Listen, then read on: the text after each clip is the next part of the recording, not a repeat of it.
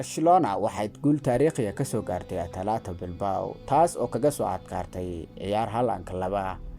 Barcelona waxay ku dheelaysay gurigeeda taas oo ciyaarta hogaanka u qabatay daqiiqadii 24. Lamine Yamalna uu dhaliyay gooshiisii ugu horeysay ee La Ligaha hase ahaatee half-time-kii hore daqiiqadii 42. Atalanta Bilbao waxay keentay gool kaas oo ciyaarta ay ku soo laabatay garba siman hase ahaatee dhamaadkii ciyaarta 75 daqiiqo markii ay mareysay Lewandowski ayaa gool qurux badan dhaliyay taas oo Barcelona halkaas 3 boonti ay ku soo qaadatay. Kulankan waxyaalaha lagu xasuusto waxa kamid ahaa Willian iyo waxa iska hor imaaday Barcelona san ogeynba Barcelona waa u diiday inuu ku biiro hase ahaatee hadda waa ay garaacday Barcelona. Lamine Yamal iyo Willian waa laba qof oo saaxiibo ah hal qaranna wada matala hase ahaatee midna maanta madaxiisa ugu hooseeya midna wuu sareeyaa. Hambalyo Barcelona dhammaantiin waa mahadsantihiin.